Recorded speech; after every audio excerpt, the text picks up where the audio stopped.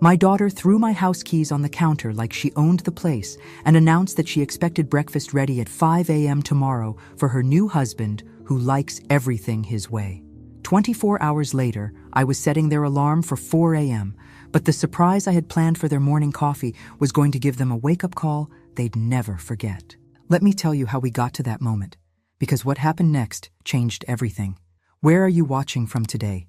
Drop your location in the comments below and hit that like and subscribe button.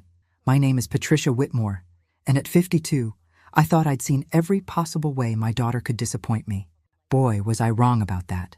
It was a Tuesday in late August when Sophia showed up at my Malibu beach house with her brand new husband, Derek, 3 massive suitcases, and an attitude that could have powered the entire Pacific Coast Highway.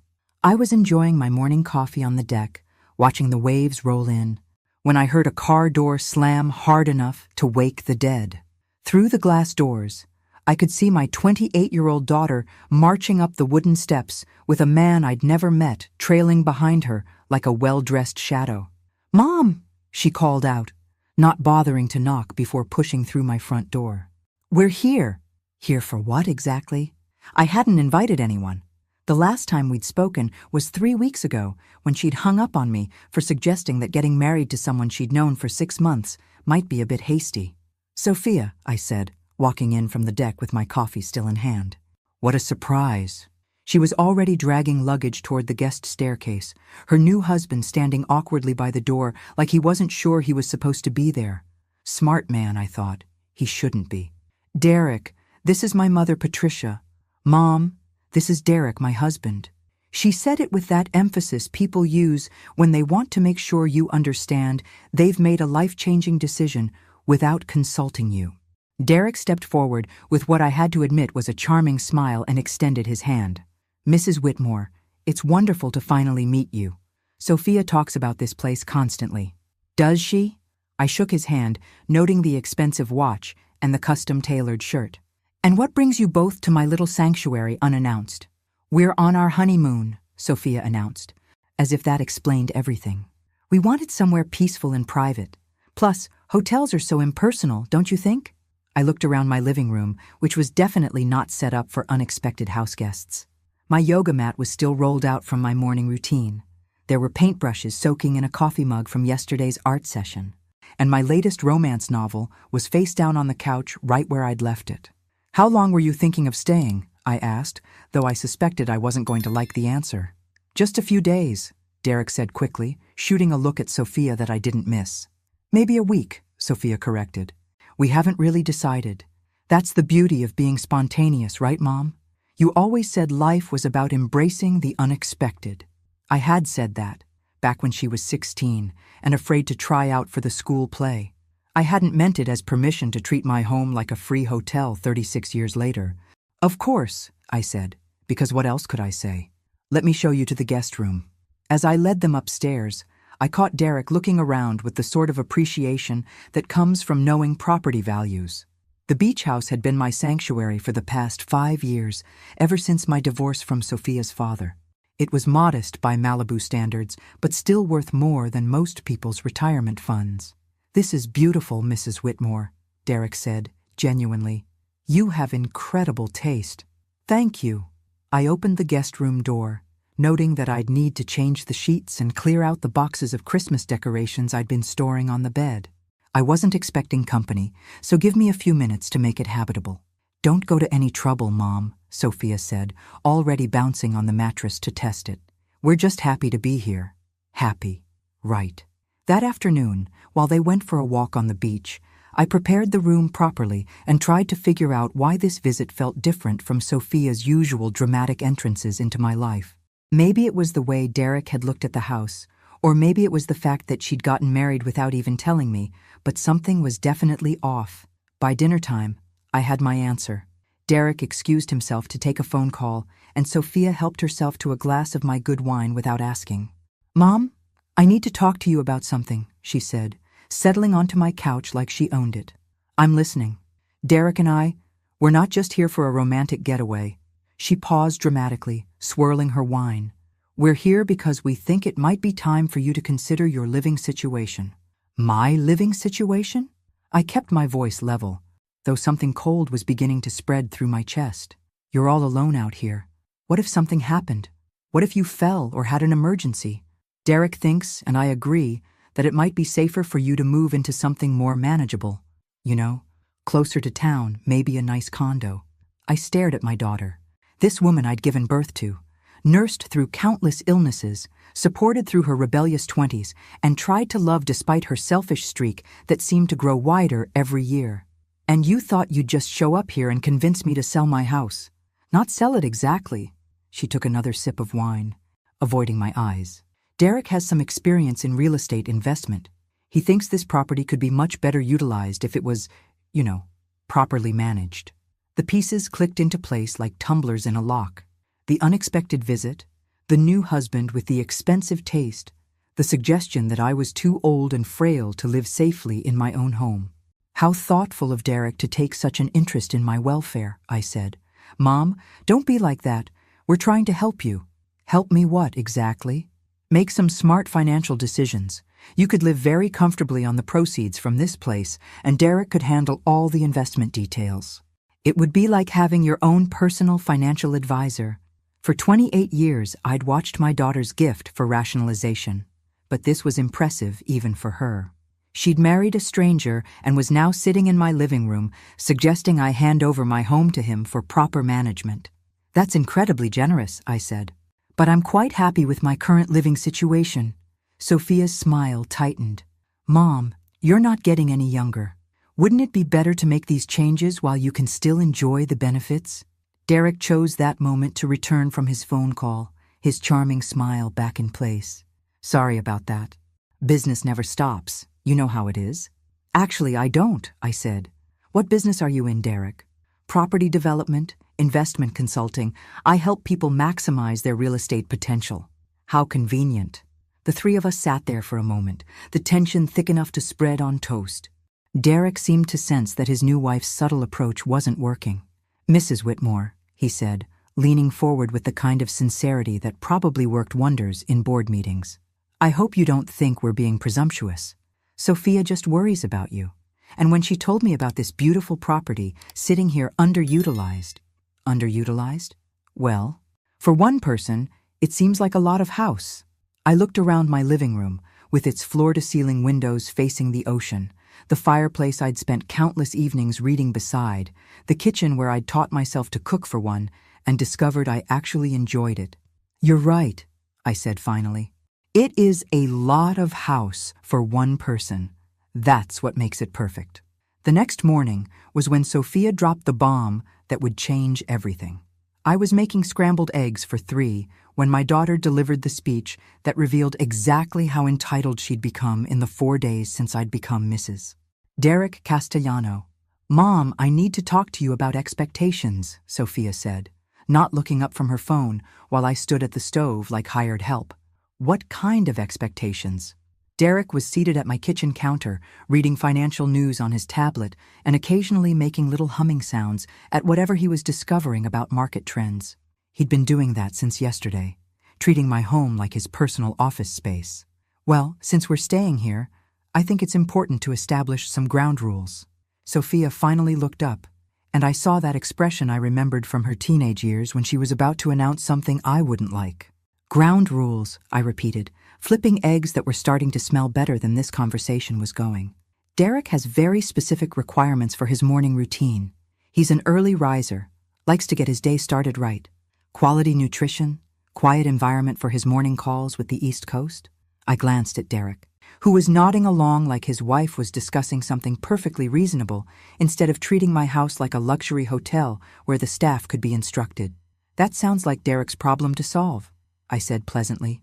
Actually, Mom, I was hoping you could help with that. Sophia's voice took on that wheedling tone that used to work when she was 7 and wanted an extra bedtime story. Since you're always up early anyway, and you love to cook. I love to cook for myself, on my schedule. Derek looked up from his tablet with a smile that probably cost him thousands in dental work. Mrs. Whitmore, what Sophia's trying to say is that we'd be incredibly grateful for any assistance you could provide. As the host, you know. Host.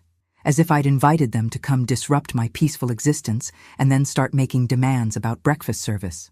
"I see," I said, turning back to my eggs before I said something that would reveal exactly how I was feeling about their attitude.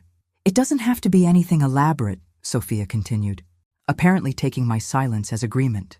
"Just something ready by 5 a.m.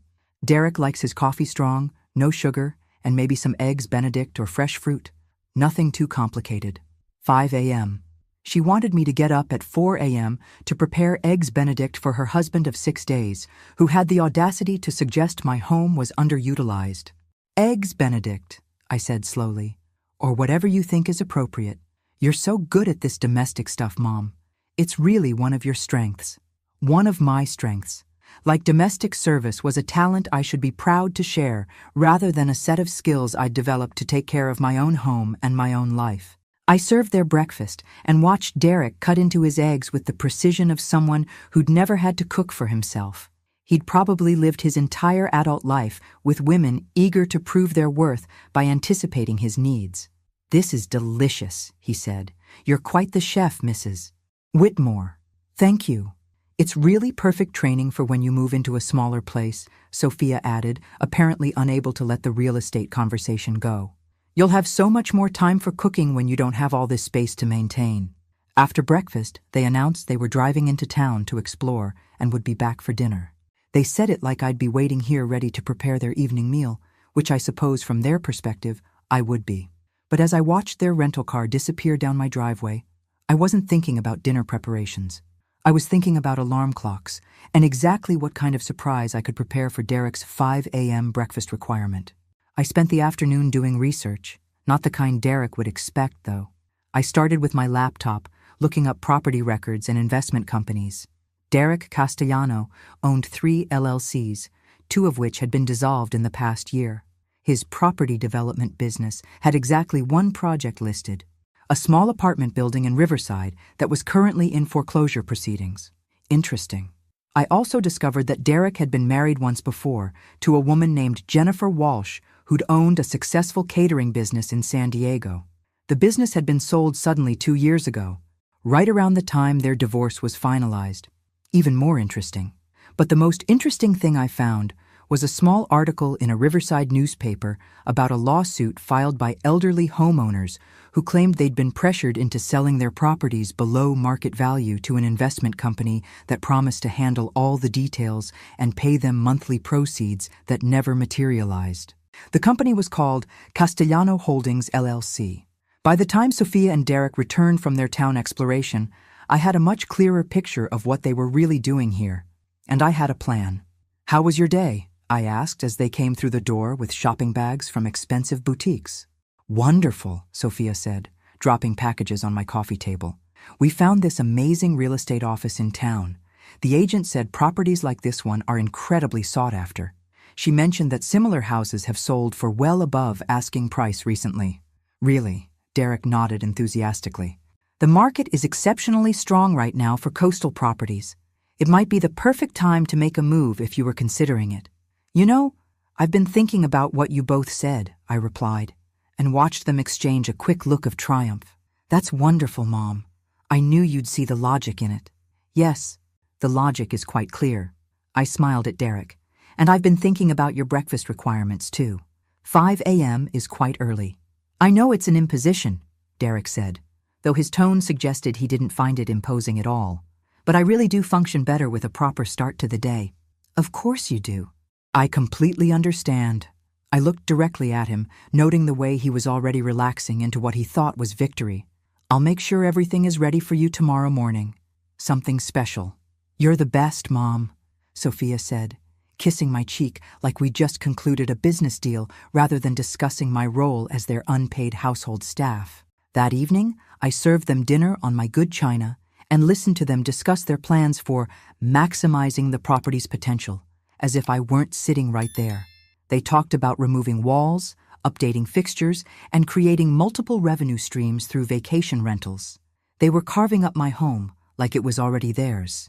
After they went upstairs, I cleaned the kitchen and then sat on my deck with a glass of wine, listening to the waves and planning tomorrow's breakfast surprise. Derek wanted everything his way, and Derek was an early riser who valued his routine. Perfect. I was going to give him exactly what he'd asked for. At 4 a.m., my alarm went off just like I'd promised. But Derek and Sophia had no idea what they'd actually requested when they turned me into their personal breakfast chef. I moved quietly through my dark kitchen, muscle memory guiding me as I prepared what would definitely be the most memorable meal of Derek's life. The sunrise was still 2 hours away, but I was wide awake and absolutely focused on the task at hand. Coffee first. Derek liked it strong, no sugar. I ground the beans fresh, just the way he'd specified, and added my own special ingredient, a hefty dose of Senosides, the active component in natural laxative tablets. Enough to turn his digestive system into a ticking time bomb, but not enough to actually harm him. Just enough to make his day extremely uncomfortable. While the coffee brewed, I prepared his eggs Benedict. I'd been cooking for 34 years, so creating a picture-perfect breakfast wasn't challenging. What was challenging was deciding exactly how much additional seasoning to add to ensure Derek's morning would be as memorable as mine was about to be. I'd crushed up 3 more laxative tablets and mixed them into the hollandaise sauce. The beauty of hollandaise is that it already has such a complex flavor that a little extra bitterness would be completely masked by the lemon and butter. For Sophia's breakfast, I prepared regular scrambled eggs and toast. She hadn't made demands about timing or service, so she'd get exactly what she'd always gotten from me, the bare minimum effort required to avoid being accused of being an unloving mother. At exactly 4:47 a.m., I heard movement upstairs. Derek's internal clock was apparently as precise as his demands. I arranged his breakfast beautifully on my best plates and waited. "Mrs. Whitmore?" Derek appeared in the kitchen wearing an expensive silk robe and looking surprised to see everything ready. "You actually did this. You said 5 a.m. I aim to please." He sat down at the counter, and I poured his specially prepared coffee into my finest china cup. "This smells fantastic. You really didn't have to go to all this trouble." "No trouble at all." I watched him take his first sip and smiled. I believe in giving people exactly what they ask for. Derek ate with the enthusiasm of someone who'd grown accustomed to having his needs anticipated and met without question. He complimented the eggs, praised the coffee, and told me how much he appreciated having someone who understood the importance of routine. "You're quite the hostess," he said, finishing his last bite. "Sophia was right when she said you had a gift for this." "I have many gifts," I replied. "Some of them take longer to reveal themselves than others." Sophia eventually wandered downstairs in her pajamas, looking like she'd expected to find me already cleaning up after her husband's breakfast. "Oh, good. You actually did it," she said, as if there had been some question about whether I'd follow through on their ridiculous request. "Of course I did it. I always do what I say I'm going to do. This is exactly what I was talking about yesterday," she continued, helping herself to coffee. "You're so good at taking care of people. It's really what makes you happy. Taking care of people, as opposed to having my own life, my own interests, my own schedule. According to my daughter, my highest calling was serving breakfast to her husband at dawn. I live to serve," I said, and neither of them caught the sarcasm. Derek excused himself to take a shower and get ready for his morning calls. I cleaned up the kitchen while Sophia sat at the counter scrolling through her phone, occasionally making comments about how nice it was to have a proper breakfast ready without having to think about it. "Derek is really impressed with you," she said eventually. "He said you remind him of his grandmother, who always had everything organized and ready." His grandmother. I was 52 years old, and my daughter's husband was comparing me to his deceased grandmother. "How flattering. I think this arrangement could really work out for everyone," Sophia continued. "You get to feel useful and needed, we get to enjoy some quality family time, and Derek gets the kind of environment that helps him be productive. Quality family time, where I provided free meal service while they discussed selling my house. About 45 minutes after breakfast, I heard the first signs that my special recipe was taking effect. Derek's voice drifted down from upstairs, calling Sophia's name with what sounded like urgency. "Sophia, where's the bathroom?" "Upstairs hall, first door on the right," she called back, not looking up from her phone. "I found it, but is there another one?" I continued wiping down counters that were already clean, hiding my smile. "Mom, do you have any stomach medication?" Derek's voice came from the top of the stairs, sounding considerably less confident than it had during breakfast. "In the medicine cabinet," I called back. "Are you feeling unwell?" "Just a little stomach upset. Probably something I ate yesterday." Sophia finally looked concerned. "Derek, are you okay?" "I'm sure it's fine. Just, could you maybe postpone that 9 a.m. call? I might need a few more minutes." Over the next hour, Derek made 6 trips to the bathroom. By the 3rd trip, he was walking much faster. By the 5th, he was practically running. "I don't understand what's wrong with him," Sophia said, pacing around my kitchen. "He never gets sick." "Food poisoning can be very sudden," I said sympathetically. "Maybe something from that restaurant you went to yesterday? But I ate the same things he did, and I feel fine." "Everyone reacts differently to bacteria." Derek appeared in the doorway, pale and sweating. "Sophia, I need you to call Dr. Martinez. Something is seriously wrong. Should I take you to the hospital?" Sophia was starting to panic, which was almost as satisfying as watching Derek's discomfort. "Let's see how you feel after it works its way through your system," I suggested helpfully. "Sometimes these things just need time. Mrs. Whitmore, I hate to ask, but do you have any Pepto-Bismol or Imodium? Anything?" "I'll check." I made a show of looking through my medicine cabinet and returned with a bottle of antacids that would do absolutely nothing for his current problem. This might help. Derek swallowed 4 tablets and retreated upstairs again. For the rest of the morning, the only sounds in my house were his footsteps rushing between the bedroom and bathroom, punctuated by Sophia's concerned questions and his increasingly strained responses. By lunchtime, he was too weak to come downstairs. "Mom, I think we should take him to urgent care," Sophia said. "He's been sick for hours." "If you think that's best," I agreed. "Though sometimes these stomach bugs just have to run their course." "This isn't a stomach bug. This is serious." I looked at my daughter with all the concern I could muster. "You're probably right. Food poisoning can be dangerous if it gets too severe." As they prepared to leave for the medical center, Derek managed to make it downstairs, looking like he'd aged 10 years in the past 4 hours. "Mrs. Whitmore, I'm so sorry about this," he said weakly. "I don't know what happened." "These things are unpredictable," I said. "I do hope you feel better soon." "We might be a while at the doctor," Sophia said, helping Derek to the car. "Don't wait up for us." I watched them drive away, Derek hunched over in the passenger seat like he was afraid to move too suddenly. Then I went back to my kitchen and disposed of the rest of the crushed laxatives I'd hidden in the spice cabinet. Tomorrow morning, Derek would probably be feeling much better. But I doubted he'd be quite so enthusiastic about requesting breakfast at 5 a.m., and this was just the beginning of what I had planned for my unexpected houseguests. Derek spent 3 hours at urgent care only to be told he had a severe case of food poisoning and needed to stay hydrated and rest. When they returned that afternoon, he looked like a man who'd been through a war and lost. "The doctor said it was probably something he ate yesterday," Sophia announced as she helped Derek up the stairs. "He needs to stick to bland foods for the next few days." "How terrible," I said, following them with a pitcher of ice water. "I feel so guilty. What if it was something I served this morning?" "No, Mom. The doctor said the timing doesn't match.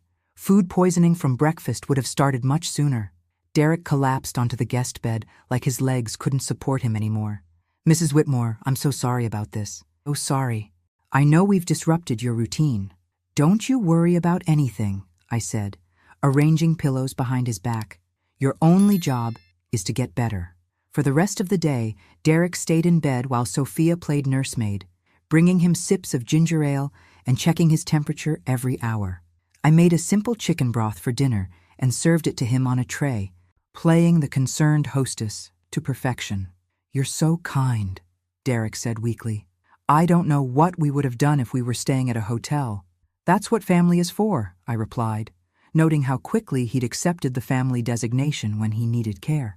That evening, while Derek slept fitfully upstairs, Sophia and I sat on my deck watching the sunset.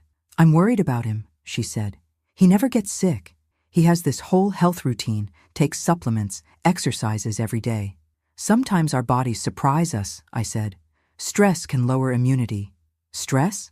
Well, starting a new marriage, traveling, making big life decisions. That can all take a toll." Sophia looked at me sideways. "What big life decisions?" "Your suggestion about me selling this house, that's a major financial decision. I'm sure Derek feels responsible for helping me make the right choice."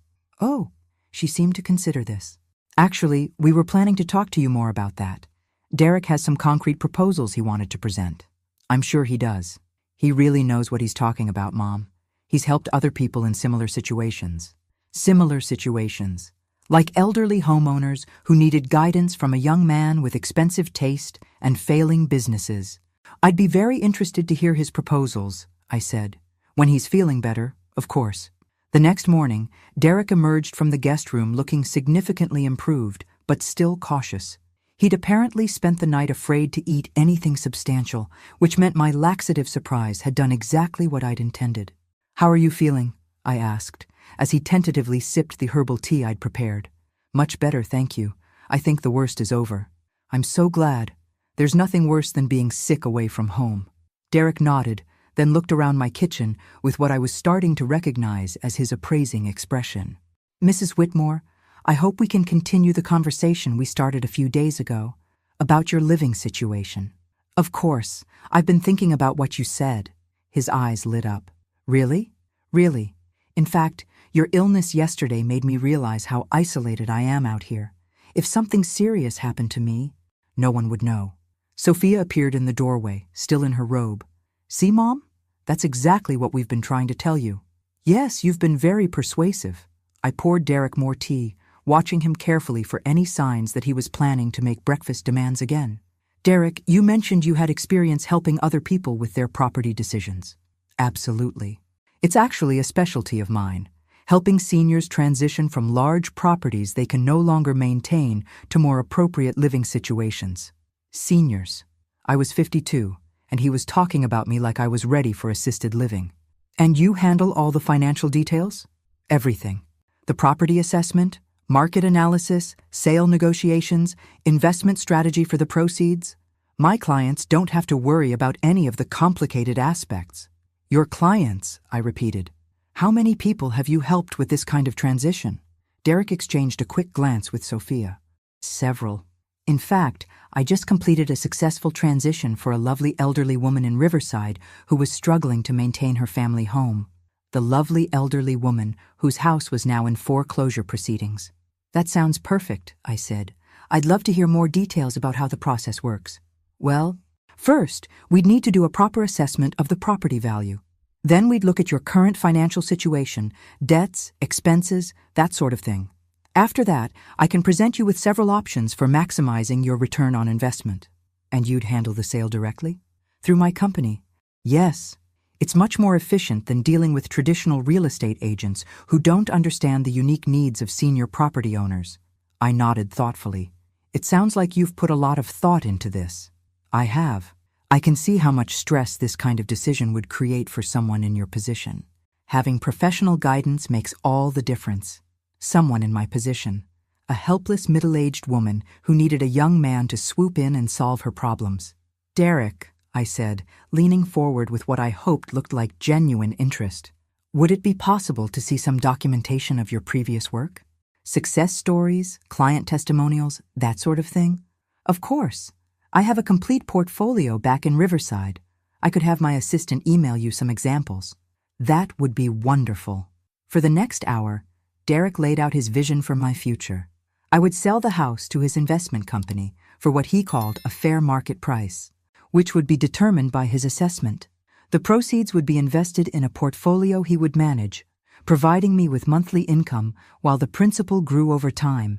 I would move to a small condo in a senior community where I wouldn't have to worry about maintenance or security. Derek would handle all the financial details for a modest management fee. It was a beautiful plan. For Derek. "This all sounds very professional," I said when he finished his presentation. "I'm impressed by how thoroughly you've thought this through." "I believe in being prepared," Derek said. "The real estate market can be volatile, so timing is crucial." "And you think now is the right time?" "Absolutely. The market is strong, interest rates are favorable. And frankly, Mrs. Whitmore, you're at the perfect age to make this transition before you're forced to by circumstances. Forced to by circumstances.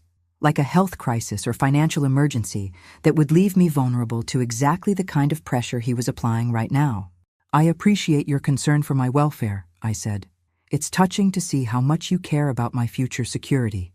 Derek beamed, apparently convinced that he'd successfully manipulated a lonely middle-aged woman into handing over her most valuable asset. But Derek had no idea that while he was recovering from his mystery illness yesterday, I'd been making some phone calls of my own, to the elderly woman in Riverside whose house he'd helped her sell, to his ex-wife in San Diego, to a very interesting private investigator who specialized in real estate fraud. Derek thought he was closing in on his next victim. What he didn't realize was that I'd been setting a trap, and he was about to walk right into it. "Derek," I said, standing up from the kitchen table, "I think I'm ready to move forward with your proposal." The look of triumph that flashed across Derek's face when I agreed to his proposal was almost worth the week of listening to him treat my house like his personal resort. "That's wonderful news, Mrs. Whitmore," he said, already reaching for his phone. "I can have my team start the assessment process as early as tomorrow." "Actually," I said, raising a hand to stop him, "I'd like to invite some other people to be part of this decision. You know how complicated financial matters can be for someone my age." Derek's smile faltered slightly. "Other people?" "Well, my attorney for one, and my financial advisor. I'm sure you understand. A decision this significant requires proper legal review." Sophia looked confused. "Mom, I didn't know you had a financial advisor." "Oh yes, Harold Manning. He's been managing my investments since the divorce. Very conservative approach, but he's kept me quite comfortable." I smiled at Derek. "I'm sure you two will have a lot to discuss about investment strategies." Derek was nodding, but I could see the wheels turning behind his eyes. The presence of actual financial professionals would complicate his carefully crafted sales pitch. "Of course," he said. "I always recommend that my clients get independent verification of any proposals. It's just good business practice. I knew you'd understand. Oh, and I've also invited Jennifer Walsh to join us." The color drained from Derek's face so quickly I thought he might faint. "Jennifer? Walsh?" "Yes, your ex-wife. Such a sweet woman. We had the most interesting conversation yesterday while you were recovering." Sophia looked back and forth between us. "Derek, you talked to his ex-wife? Why would you do that?" "Just doing my due diligence," I said cheerfully. "When someone is offering to help me manage my financial future, I like to understand their background thoroughly." Derek had gone completely silent, staring at me like I'd just pulled a gun on him. "Jennifer had such fascinating stories about your business practices," I continued, "especially regarding her catering company, the one that was sold so suddenly right before your divorce." "Mrs. Whitmore," Derek said carefully, "I think there may have been some misunderstandings in whatever conversation you had with my ex-wife." "Oh, I don't think so. She was very clear about how you convinced her to put her business up as collateral for some property investments that didn't work out quite as planned." Sophia was looking increasingly alarmed. "Derek, what is she talking about?" "It's complicated, honey. Jennifer and I had some business disagreements during our marriage. She's still bitter about the divorce." "Is she bitter about the bankruptcy too?" I asked. "Or just about losing her life's work to cover your failed real estate ventures?" Derek stood up abruptly, his chair scraping against my kitchen floor. "I think there's been a serious miscommunication here." "I don't think so at all. In fact, I think the communication has been perfectly clear." I looked directly at him. "You've been very transparent about your intentions, Derek. You want to help me sell my house to your investment company, manage the proceeds through your financial services, and move me into a situation where I'm completely dependent on your expertise. That's not how I would characterize it. How would you characterize it?" "I'm trying to help you make a smart financial transition. The same way you helped Eleanor Patterson in Riverside?" This time Derek actually stepped backward. "How do you know about Eleanor?" "Oh, we've become quite friendly. She's very interested in meeting you again, actually. Something about wanting to discuss why her monthly payments stopped coming and why her house is now in foreclosure proceedings." Sophia was staring at her husband with growing horror. "Derek, what the hell is going on?" "Sophia, your mother has been listening to lies from people who don't understand legitimate business practices." "Legitimate business practices," I repeated. "Is that what you call convincing elderly homeowners to sell their properties below market value to your investment company, then failing to provide the promised monthly payments? Those are complicated financial instruments. Sometimes market conditions, sometimes con artists get caught," I interrupted, "and sometimes their new wives discover that they've married a fraud." Derek's mask of charm was completely gone now, replaced by the cold calculation I'd suspected was underneath all along. "You have no idea what you're talking about," he said, "and you have no proof of anything inappropriate. Actually, I have quite a bit of proof. Harold Manning, my financial advisor, is also a forensic accountant. He's been very interested in reviewing the financial records for Castellano Holdings LLC." Derek went completely still. "You don't have access to those records." "No, but the state of California does, especially when multiple complaints have been filed about fraudulent business practices." I walked to my kitchen counter and picked up a manila folder I'd placed there that morning. "Would you like to see the complaint I filed yesterday with the State Attorney General's office?" "You did what?" "Filed a detailed complaint about a pattern of elder fraud targeting homeowners along the coast. I included Eleanor Patterson's documentation, Jennifer's testimony about your business practices, and a fascinating analysis of how your investment schemes actually work." Sophia sank into her chair. "Mom, are you saying Derek is some kind of criminal?" "I'm saying Derek is a con artist who specializes in targeting women he thinks are vulnerable and isolated." I opened the folder and pulled out several documents. Women like his ex-wife, who trusted him with her business. Women like Eleanor Patterson, who thought she was making a smart financial decision. Women like me, who he assumed would be grateful for male guidance and financial protection. Derek was edging toward the kitchen door, but I wasn't finished. "The beautiful part of your plan, Derek, was how you used my own daughter to get close to me. Marry the woman with access to the target, convince her that she's helping her mother, and exploit the family relationship to bypass normal suspicion. Sophia, we need to leave. Now." But Sophia was staring at him with dawning realization. "The quick wedding? You wanted to get married before meeting my mother? You said it was romantic, but you were establishing legal cover." "Sophia, don't listen to her. She's a paranoid old woman who's been—" "I'm 52, Derek. Not old, not paranoid, and definitely not helpless." I stood up, holding the folder. "I'm also not someone who can be intimidated by a failed real estate developer with a pattern of defrauding women." Derek made a break for the door, but I wasn't trying to stop him. I wanted him to run. "The California State Police will be very interested in your travel patterns," I called after him. "Especially since you're now officially under investigation for elder fraud." He turned back for a moment, his handsome face twisted with rage. "You have no idea who you're dealing with." "Actually, Derek, I know exactly who I'm dealing with. The question is whether you know who you tried to con." As Derek rushed upstairs to pack, Sophia remained sitting at my kitchen table, staring at the documents I'd spread in front of her. "Mom," she said quietly, "did I really bring a criminal into your house? You brought someone who saw you as a tool to get access to me and my property. The criminal part was just his method. I thought he loved me. He might have, but he loved the idea of my real estate more. What happens now?" I looked at my daughter, this woman who'd spent the past week treating me like hired help while her husband planned to steal my home. "Now you decide whether you're going to be part of the solution or part of the problem." Upstairs, we could hear Derek slamming drawers and shouting into his phone. He was probably calling a lawyer or maybe warning other potential victims, but it was too late for Derek. The trap had been set, and he'd walked into it completely. The only question now was what Sophia was going to do when she realized her week-old marriage was about to become evidence in a fraud investigation. Derek was gone within 20 minutes, speeding away in their rental car like the house was on fire, which, from his perspective, it probably was. What he left behind was my daughter, sitting at my kitchen table staring at the evidence of her husband's criminal activities, and about 15 missed calls on his phone that he'd abandoned in his panic to escape. "Mom," Sophia said finally, her voice small and defeated. "How long have you known?" "I suspected something was wrong the moment you both showed up here, talking about my living situation. But I didn't have proof until yesterday." I sat down across from her, noting how young she looked without Derek's confidence propping her up.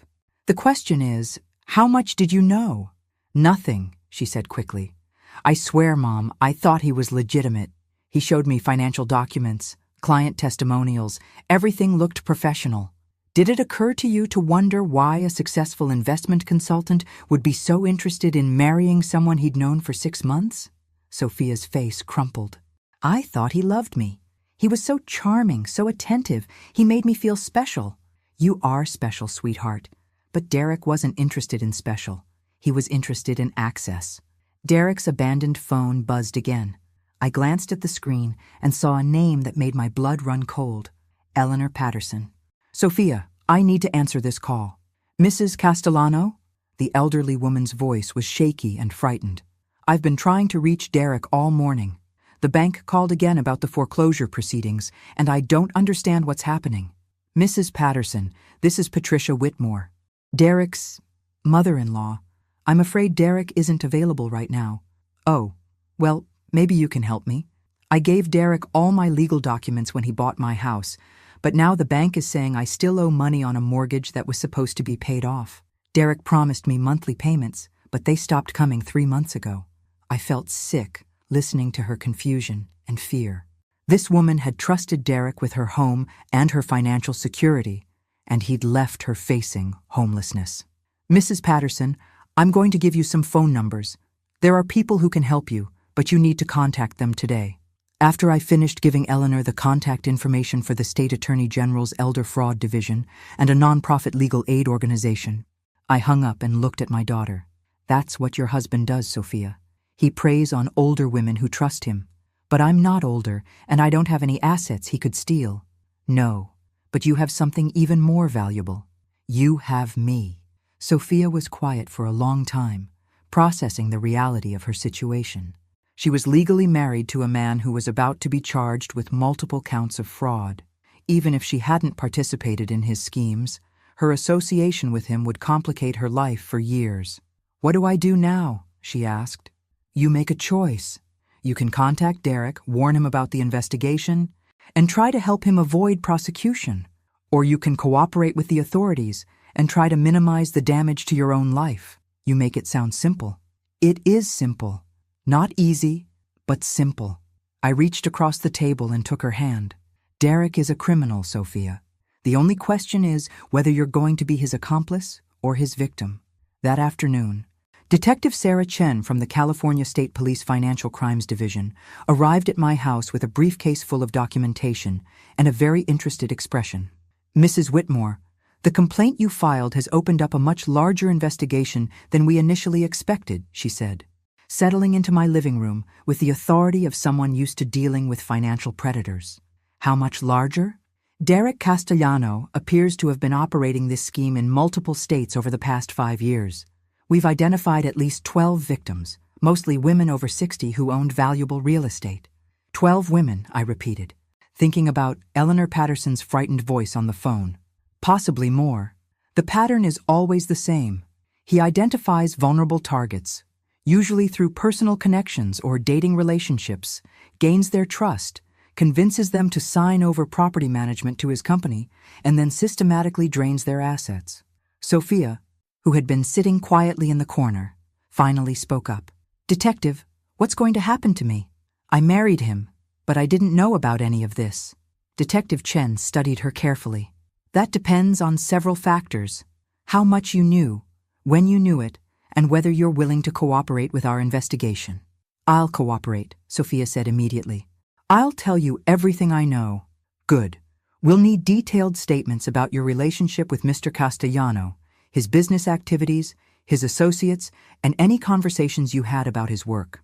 For the next 3 hours, Detective Chen interviewed both of us. Sophia provided information about Derek's business contacts, his travel patterns, and his methods for researching potential targets. I shared everything I'd discovered about his previous victims and his attempts to manipulate me. Mrs. Whitmore, Detective Chen said as she prepared to leave, you may have prevented him from adding several more victims to his list. Most people don't think to investigate someone their family member brings home. Most people don't have daughters who show up demanding breakfast service at 5 a.m., I replied. After the detective left, Sophia and I sat on my deck watching the sunset, both of us emotionally exhausted from the day's revelations. Mom, I owe you an enormous apology, she said finally, for bringing him here, for the way we treated you, for everything. You owe me more than an apology, Sophia. You owe me an explanation of how you could watch your husband treat me like hired help and think that was acceptable. I know. I was so caught up in feeling important, in being married to someone successful, that I lost sight of what was right.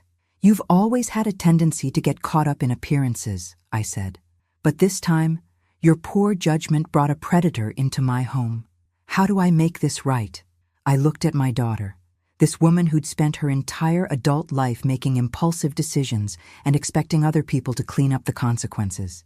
You start by taking responsibility for your choices and their impact on other people. And then you figure out who you want to be when you're not trying to impress someone who was using you. That evening, Derek finally called. Not my number, but Sophia's. She looked at me before answering, and I nodded. Put it on speaker, I said. Sophia, thank God. Derek's voice was tight with panic. Are you okay? Where are you? I'm still at my mother's house, Derek. Where are you? I'm in Nevada. Listen, baby, your mother has been telling lies about me to the police. She's trying to cause problems for us. What kind of problems? Derek? She filed some kind of false complaint claiming I defrauded people. It's completely fabricated, but I need to stay away until my lawyer can sort it out. Derek, Sophia said carefully, I talked to Eleanor Patterson today. Silence. Derek? She told me about her house, about the missing payments. She told me about the foreclosure. Sophia, that's a complicated business situation. There were market conditions that… Derek, I said, leaning toward the phone. This is Patricia. I think you should know that your wife has decided to cooperate with the police investigation. Sophia, don't listen to her. She's a vindictive old woman who's trying to destroy our marriage. Our marriage destroyed itself when you used it to commit fraud, Sophia replied, and I felt a surge of pride at the strength in her voice. Sophia, please, I love you. We can work through this. No, Derek, we can't. I'm filing for divorce. She hung up and turned off her phone. That felt good, she said, surprising both of us. Good. It should. As we prepared for bed that night, Sophia helped me secure all the doors and windows. Derek was desperate now, and desperate people make unpredictable choices. But I wasn't worried. Derek had spent a week thinking he was manipulating a helpless middle-aged woman. He had no idea that this helpless middle-aged woman had been 3 steps ahead of him from the beginning. Tomorrow, he'd discover just how far ahead I'd been. Derek's second mistake was underestimating how thoroughly I documented every aspect of his stay at my house. His first mistake was trying to con me in the first place, but he wouldn't fully understand that until much later. The next morning, while Sophia slept in, I was on a conference call with Detective Chen, Harold Manning, my forensic accountant, and Jennifer Walsh, Derek's ex-wife, who had flown in from San Diego specifically to testify against him. Patricia, the evidence you've gathered is extraordinary, Jennifer said through the speaker. I wish I'd had someone like you watching out for me when Derek was destroying my business. What exactly did he do to your catering company? I asked, though I already suspected the answer. The same thing he tried to do to you. He convinced me to use the business as collateral for what he called a sure-thing real estate investment. When the investment failed, because it was designed to fail, I lost everything. Harold Manning, who had been reviewing financial documents while we talked, cleared his throat. Mrs. Walsh, the pattern we're seeing suggests that Derek's investment failures weren't accidental. He was systematically moving assets from his victims' accounts into offshore holdings that he controlled. You mean he was stealing money on purpose? I mean he was running a sophisticated embezzlement operation disguised as legitimate investment services. Detective Chen's voice was grim. We've traced similar patterns with all 12 of his known victims. The good news is that we now have enough evidence to issue federal charges. The bad news is that most of the stolen money has been moved beyond our immediate reach. What about Derek's current location? I asked. We have people watching the Nevada border, and his credit cards are being monitored. He can't stay hidden indefinitely. After the call ended, Sophia came downstairs looking like she hadn't slept much. Any news? Your husband is officially a federal fugitive, I said, pouring her coffee. The FBI issued a warrant this morning. So it's really over.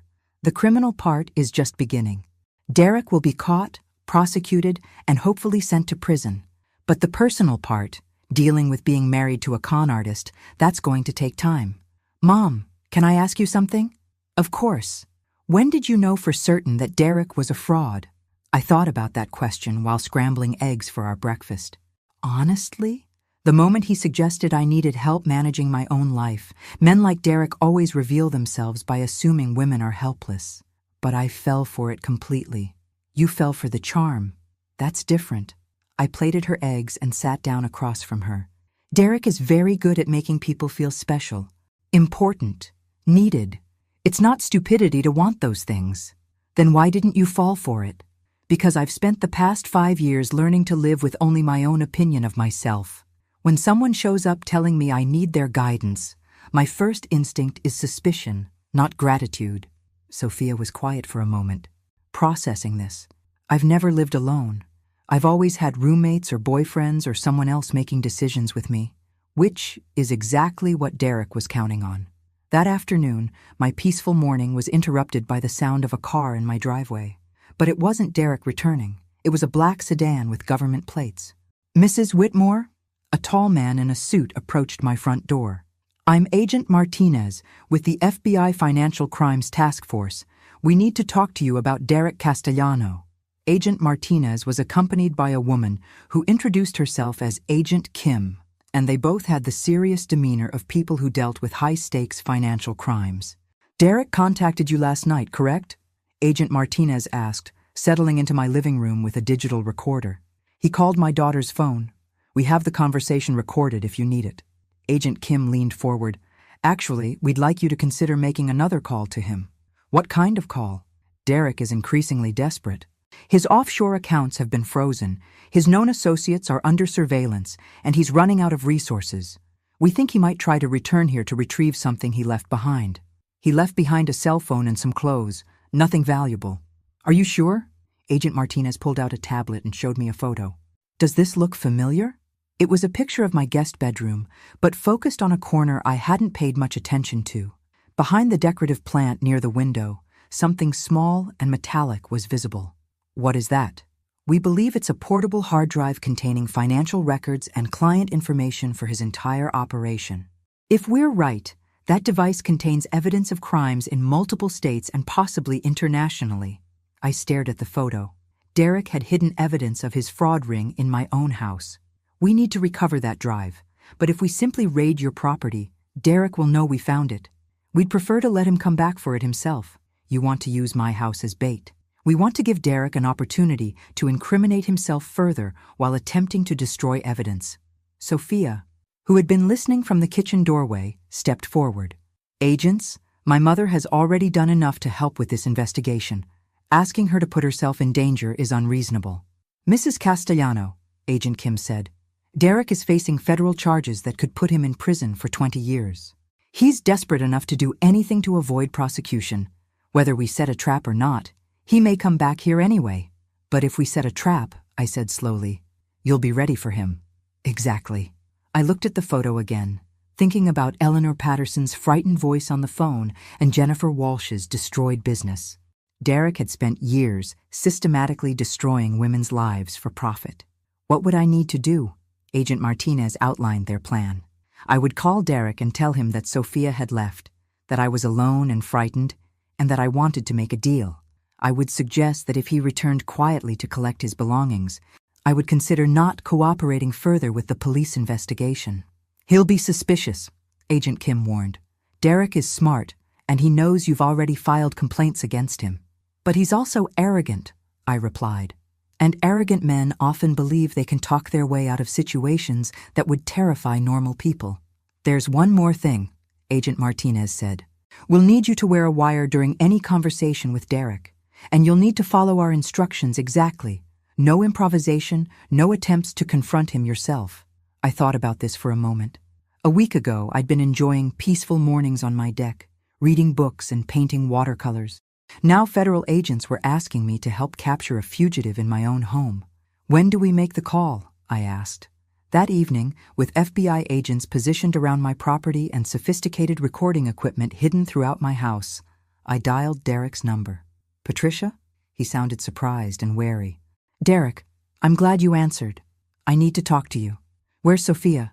She left this morning. She's furious with both of us and doesn't want anything to do with this situation." "What kind of situation?" "The police keep calling me, asking me questions about you, about your business." "Derek, I'm scared. I don't understand what's happening." I could hear the calculation in his silence as he processed this information. "Patricia, I know this is confusing for you, but the police are exaggerating everything because they're under pressure to make arrests. But Eleanor Patterson, the woman whose house... Eleanor Patterson is a confused elderly woman who doesn't understand complex financial instruments. The police are using her confusion to build a case that doesn't exist. Even knowing Derek was lying, I was impressed by his ability to sound completely sincere. Derek, I just want this to end. I don't want to be involved in a court case or a prosecution. I just want my quiet life back. I want that too, Patricia, and I think we can make that happen. How? I need to come back to the house to collect some things I left behind, personal items that belong to me. If I can retrieve those items and leave quietly, this whole misunderstanding can be resolved. When? Tonight. Late, after the police surveillance teams change shifts. Can you make sure all the doors are unlocked? As I hung up the phone, Agent Martinez nodded approvingly. Perfect. He'll be here within 2 hours. And then? And then Derek Castellanos' criminal career comes to an end. But I had the feeling that Derek's visit tonight was going to reveal more than just his desperation to escape justice. Men like Derek always had backup plans, and I suspected we were about to discover what his really was. Derek arrived at 2:47 a.m., and from my position at the upstairs window, I watched him approach my house like a predator returning to familiar hunting grounds. He didn't look like a desperate fugitive. He looked confident, purposeful, like a man who still believed he controlled the situation. The FBI had positioned me in my bedroom with Agent Kim, while Agent Martinez and 2 other agents waited in concealed positions downstairs. My job was simple. Let Derek retrieve what he came for while the agents recorded everything. But watching Derek move through my garden with that predatory confidence, I realized the FBI didn't fully understand who they were dealing with. Derek wasn't just a con artist who'd made some mistakes. He was a career criminal who'd spent years perfecting his methods. He's coming to the front door, Agent Kim whispered into her radio. I heard Derek's key in the lock, the spare key Sophia had given him during their first day here. He'd kept it when he fled, which meant he'd always planned to return. Patricia? Derek's voice drifted up from my living room. Patricia, are you awake? I walked downstairs in my robe and slippers, playing the role of a frightened woman grateful for his return. Derek stood in my kitchen, but something was different about him. The charming smile was gone, replaced by cold calculation. Derek, thank God you're here, I said, noting that Agent Kim was listening from the top of the stairs. I've been so scared. Have you? Derek stepped closer, and I caught a glimpse of something that made my blood run cold. There was a gun tucked into his waistband. Derek, I just want this nightmare to end. So do I, Patricia. So do I. He moved toward the guest room, but stopped suddenly. You know, I've been thinking about our conversation tonight, about how frightened you are, how much you want this to end. Yes? And I realized something. You're not frightened at all, are you? The question hung in the air like a trap about to spring. Of course I'm frightened. The police, the investigation. The police investigation that you started, the detailed complaint that you filed, the forensic accountant that you hired. Derek's voice was perfectly calm, but his eyes were dangerous. Patricia, you've been playing a game since the day I arrived here. I could hear Agent Kim moving at the top of the stairs, but Derek was between me and any escape route. I don't know what you mean. I think you do. Derek reached for his waistband. I think you know exactly what you mean. That's when everything went wrong with the FBI's careful plan. Federal agents, Agent Martinez's voice boomed from the kitchen doorway. Hands where I can see them. Derek spun around, pulling his weapon in one smooth motion. I don't think so. Derek, drop the weapon! Agent Kim appeared at the top of the stairs, her own gun drawn. Nobody moves! Derek shouted, swinging his gun between the 2 agents. Patricia, you're going to walk with me to my car, and we're going to drive away from here. Derek, don't be stupid, I said, surprising myself with how calm my voice sounded. There are agents surrounding this house. Then they'll get to watch you die if they try to stop me. Agent Martinez was slowly advancing from the kitchen, while Agent Kim remained frozen at the top of the stairs. Derek was cornered, which made him exponentially more dangerous. Derek, I said carefully, what exactly do you think you're going to accomplish here? I'm going to retrieve what I came for, and then you and I are going to disappear until I can arrange safe passage out of the country. And what did you come for? Derek smiled, and for the first time since I'd met him, the expression was completely genuine. "You really think it was about that hard drive? Wasn't it? The hard drive is worthless. Everything important is stored in offshore servers that the FBI will never access." Derek gestured with his gun toward my living room. "What I came for is worth much more than some financial records." "What?" "You. Patricia. I came back for you." The words hit me like a physical blow. "What are you talking about? Do you have any idea what your testimony is worth to federal prosecutors? You're their star witness, the victim who was smart enough to see through my operation and brave enough to report it." Derek's smile widened. "If something tragic happened to you, their entire case would collapse." Agent Kim spoke from the stairs. "Derek, you're only making this worse for yourself." "Am I? Because from where I'm standing, eliminating their primary witness seems like excellent crisis management." I felt a chill spread through my chest as I realized Derek's real plan. He hadn't come back for evidence or personal belongings. He'd come back to kill me. "The other victims can still testify," I said. "Elderly victims with questionable memories, telling stories about complex financial transactions they never understood." Derek shook his head. "Without your detailed documentation and credible testimony, I could beat those charges in court." "Derek," Agent Martinez called from the kitchen, "you're surrounded. There's no way you're leaving this house alive if you hurt Mrs. Whitmore." "Maybe not, but Mrs. Whitmore definitely isn't leaving this house alive if I don't get exactly what I want." That's when I realized something that changed everything. Derek was right about being cornered, but he was wrong about having control, because while he'd been focused on the FBI agents and his escape plan, he'd forgotten about the one person in this room who'd been 3 steps ahead of him from the beginning. "Derek," I said, stepping slightly closer to him, "you're forgetting something important." "What's that?" "You're not the only person in this room who's been planning ahead." I pressed the panic button that Agent Kim had given me earlier, but instead of triggering a standard alarm, it activated something Derek couldn't possibly have expected. Every light in my house went out simultaneously, plunging us into complete darkness. But more importantly, the electromagnetic pulse generator that Harold Manning had hidden in my basement activated, disabling every electronic device within a 50-foot radius, including Derek's gun, which contained an electronic safety mechanism. In the chaos of complete darkness and Derek's confused shouts, I heard Agent Martinez moving toward us. Derek fired twice, but the electronic firing mechanism failed both times. "What the hell?" Derek's voice was panicked now.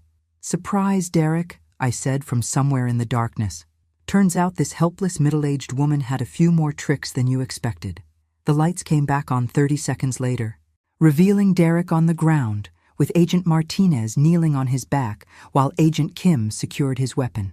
"That was not part of the plan," Agent Kim said, looking at me with a mixture of admiration and exasperation. "No," I agreed, "but it worked." As they led Derek away in handcuffs, he turned back to look at me one more time. "This isn't over, Patricia." "Yes, Derek, it really is." But as I watched the FBI car disappear down my driveway, I couldn't shake the feeling that Derek was right about one thing. This wasn't over. It was just beginning. 3 days after Derek's arrest, I discovered that catching a federal fugitive in my living room was actually the easy part. The hard part was dealing with what Derek had left behind, both literally and figuratively. "Mom, you can't stay here," Sophia said for the 5th time that morning. "What if Derek has associates who decide to finish what he started?" We were sitting on my deck, watching federal agents search every inch of my property for additional evidence. Agent Martinez had assured me that Derek's operation was sophisticated enough to potentially involve other criminals who might see me as a threat. "Sophia, I'm not running away from my own home because of Derek's associates. This isn't about running away. This is about being smart. Being smart is exactly what got us to this point." I gestured toward the FBI team currently dismantling my guest room. "If I'd been less smart, Derek would have succeeded in stealing my house and probably killing me." "That's not exactly reassuring." Agent Kim approached us from the house, carrying a laptop bag and wearing an expression I'd learned to recognize as significant news. "Mrs. Whitmore, we need to discuss what we found in Derek's hidden files. More evidence of fraud? Evidence of something much bigger than fraud." She sat down at my patio table and opened the laptop. Derek wasn't just running investment scams. He was part of an organized network that specifically targets affluent women for what they call asset liberation. Asset liberation? Systematic theft through relationship manipulation. They identify women with valuable assets, research their personal lives and vulnerabilities, then assign operatives to establish romantic or family relationships to gain access. Sophia looked sick. You're saying Derek was assigned to target my mother? We're saying Derek didn't meet you by accident, Mrs. Castellano. You were selected because of your relationship to your mother and her property holdings. I felt something cold settle in my stomach. How long have they been watching me? According to these files, your property was identified as a target 18 months ago. Derek spent 6 months researching your family relationships before approaching your daughter. Sophia was staring at Agent Kim with growing horror. Everything about our relationship was planned? The coffee shop where you met, the activities you enjoyed together, even his interest in your hobbies. It was all carefully orchestrated based on psychological profiles they'd developed. Psychological profiles, I repeated. Agent Kim turned the laptop screen toward us. They have detailed assessments of your personality, your financial habits, your relationship with your daughter, even your daily routine. Derek knew exactly how to manipulate both of you. I looked at the screen and saw a file labeled Patricia Whitmore, Target Assessment. Below it were sub-files: financial assets, psychological vulnerabilities, social connections, and something called elimination protocols. What are elimination protocols? I asked, though I suspected I didn't want to know. Contingency plans for what to do if a target becomes problematic. In your case, they had 3 options: discreditation, incapacitation, or termination. Termination, Sophia whispered. They were planning to kill her? Only if the other methods failed. But Mrs. Whitmore's resistance to Derek's initial approach triggered their escalation procedures. I thought about Derek standing in my kitchen with a gun, calmly explaining that eliminating me would collapse the federal case against him. It hadn't been a desperate decision. It had been a calculated business strategy. Agent Kim, how many other women are currently being targeted by this network? Based on what we've found so far, at least 30 active operations across 12 states. 30 women who don't know they're being systematically manipulated by professional criminals. Exactly. I stood up and walked to my deck railing, looking out at the ocean that had been my sanctuary for 5 years. The waves were exactly the same as they'd been yesterday, but everything else felt different now. What happens next? I asked. Derek has agreed to cooperate with our investigation in exchange for a reduced sentence. He's providing information about the network's operations, leadership structure, and other targets. And the other women? We're working to identify and protect them. But Mrs. Whitmore, your case is crucial to our prosecution strategy. You're the only target who recognized the scam and documented it thoroughly enough to build a federal case. Which means you'll need to testify in multiple trials, potentially over the next 2 years, and you'll need to remain available and protected during that entire period. Sophia stood up abruptly. 2 years? Mom, you can't live under federal protection for 2 years.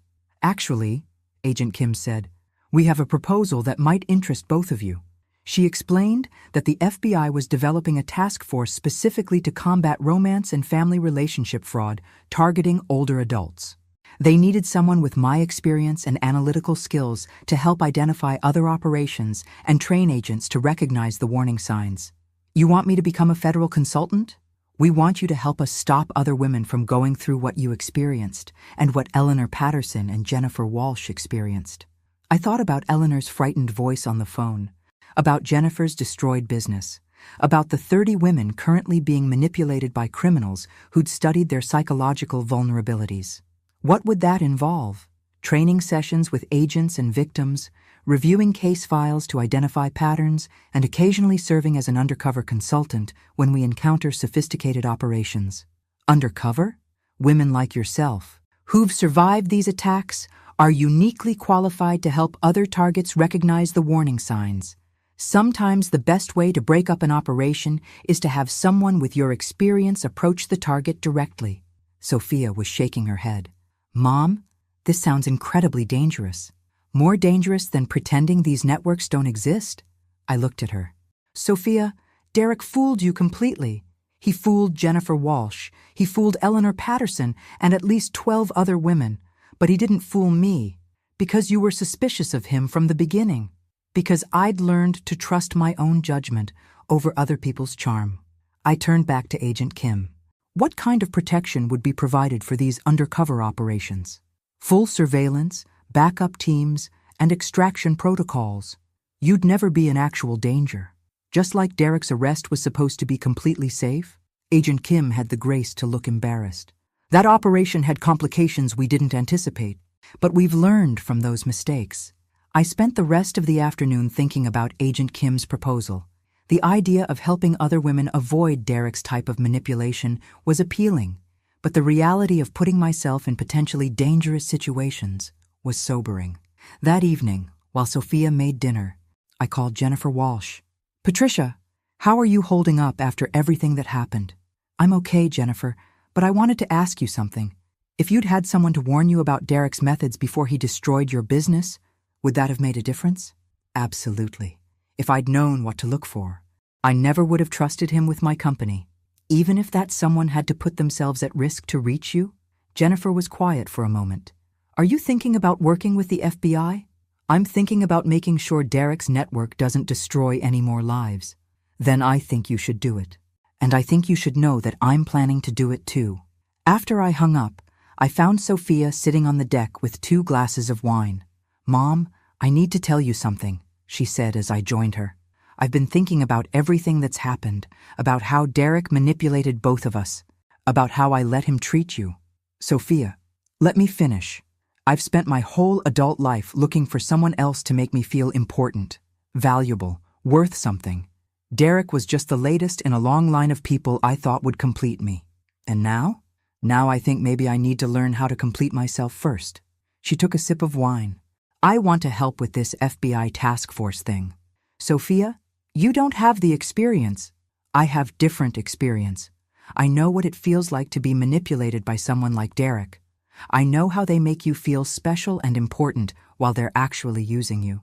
She looked at me directly. "Maybe there are other women out there who need to hear from someone who fell for it completely before they learn to see through it." As I sat there watching the sunset with my daughter, I realized that Derek's biggest mistake hadn't been underestimating me. It had been bringing us together in a way that forced us both to become stronger than we'd ever been apart. Tomorrow, I would call Agent Kim and accept her proposal. But tonight, I was just going to enjoy the fact that my daughter had finally figured out the difference between being used and being valued. Derek's network had no idea what was coming for them. 6 months later, I was sitting in a coffee shop in Portland, Oregon, pretending to read a romance novel while watching a woman named Carol Peterson unknowingly have lunch with the man who was planning to steal her house. His name was Marcus Webb, and according to FBI intelligence, he was Derek's former partner and the current operational leader of what the task force had dubbed the Heartbreak Network. Carol was a 58-year-old widow who'd inherited a successful bed and breakfast from her late husband, and Marcus had been courting her for 3 months. "Patricia, can you see the subject clearly?" Agent Chen's voice came through the nearly invisible earpiece I was wearing. "I can see both of them," I murmured into the microphone hidden in my book jacket. "Marcus is showing her some kind of financial documents. That's the property management proposal. He's about to suggest that she needs professional help running her business." I watched Marcus lean forward with the same practiced sincerity I'd seen Derek use in my kitchen. Carol was nodding, clearly flattered by his attention and concern for her welfare. "Patricia, we need you to make contact now. Need you to..." "Carol's about to sign preliminary documents." I closed my book and walked to their table, channeling every ounce of confused elderly woman I could manage. "Excuse me," I said to Carol. "Aren't you Carol Peterson? We met at the grief support group in Salem?" Carol looked up, clearly confused. "I'm sorry. I don't think we've met." "Oh my goodness. You look so much like a woman I met who was dealing with the same situation I went through." I glanced at Marcus, who was studying me with interest. A charming man convinced her to let him manage her late husband's business assets, and it turned out he was stealing everything. "I'm sorry," Marcus said smoothly, "but we're having a private business meeting." Of course. I started to turn away, then stopped. "Carol, you said your name was Carol, right?" Just be careful about anyone who approaches you with investment advice too soon after a loss. These predators specifically target widows who own valuable property. Ma'am, Marcus's voice had an edge now. You're interrupting our conversation with inappropriate paranoia. Oh, you're probably right. I smiled at him with the sweet confusion of someone easily dismissed. I'm sure you're nothing like Derek Castellano. Marcus went completely still. Who? Derek Castellano. He used the same approach. Charming, helpful, very concerned about proper asset management. Of course, he's in federal prison now for elder fraud. Carol was looking back and forth between us. Marcus, do you know this man she's talking about? I've never heard that name before, Marcus said, but his eyes never left my face. Oh, well, you probably wouldn't have. It was quite a scandal, though. He was part of some criminal network that targeted women with valuable real estate. They'd research your property, your family situation, your psychological profile, then send someone to manipulate you into signing over control of your assets.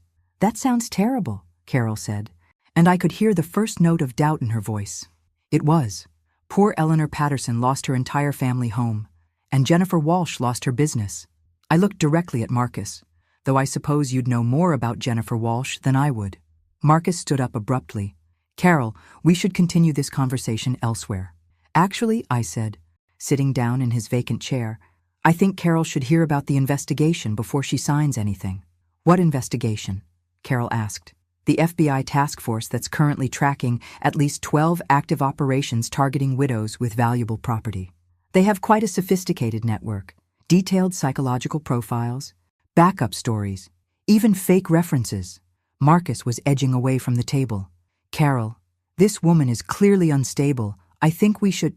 Sit down, Marcus. Agent Chen appeared behind him, her badge visible. FBI Financial Crimes Task Force. The arrest went smoothly after that. Marcus had enough outstanding warrants that he couldn't fight extradition, and the documents in his briefcase provided evidence linking him to at least 6 other ongoing cases. Carol, I said, as Agent Chen led Marcus away, you should know that you were never in any real danger. We've been watching this operation for months. You're with the FBI? I'm a consultant, someone who survived the same type of attack you were about to experience. Carol stared at the papers Marcus had tried to get her to sign. I was really going to sign these, wasn't I? Probably. Marcus is very good at what he does, but now he won't be doing it anymore. That evening I called Sophia from my hotel room in Portland. How did it go, Mom? We prevented another victim and arrested a major player in Derek's network. I'd call that a successful day. How many does that make now?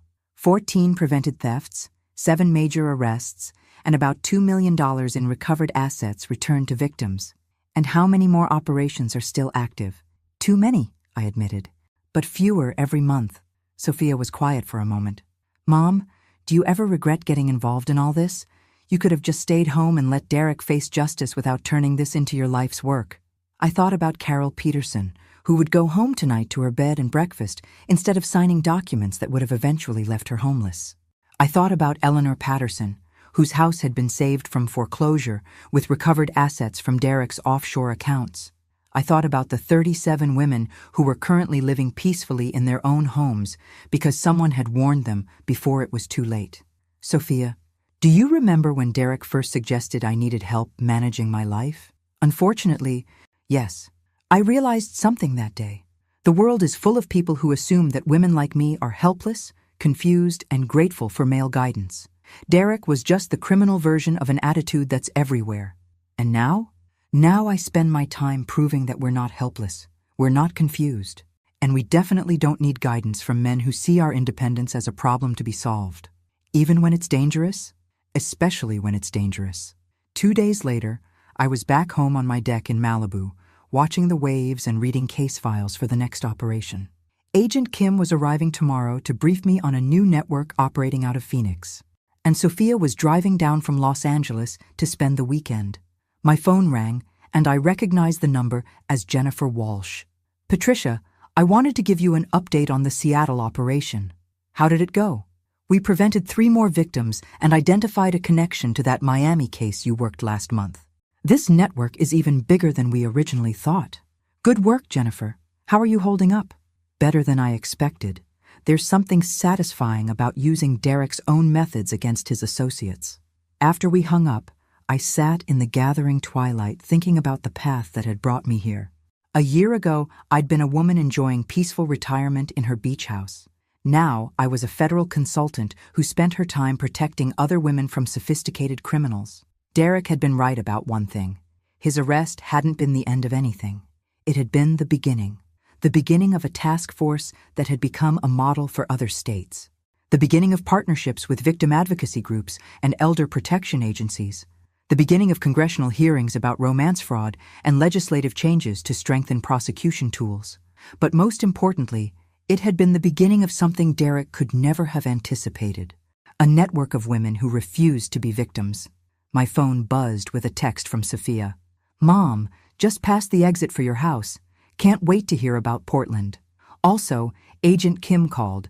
They want us both for the Phoenix operation. Are you up for another adventure?" I typed back. Always. As I prepared for bed that night in my house, my safe, secure, protected house that no one would ever take from me, I thought about Derek in his federal prison cell. He'd spent his career assuming that women like me were easy targets, isolated and vulnerable. He'd been wrong about the isolated part, too. Tomorrow, Sophia and I would start planning how to dismantle another criminal network. Next week, Jennifer Walsh and I would testify at a congressional hearing about romance fraud. Next month, I'd train a new group of FBI agents to recognize the psychological manipulation tactics used by relationship predators. Derek had tried to steal my home. Instead, he'd given me a purpose that was bigger than any house, more valuable than any bank account, and more satisfying than any peaceful retirement could have been. Sometimes the best revenge isn't getting even. Sometimes it's becoming exactly what your enemies never expected you to become. And what Derek had never expected was that this helpless, middle-aged woman would become the kind of person who made sure that criminals like him never succeeded again. Thanks for listening. Don't forget to subscribe and feel free to share your story in the comments. Your voice matters.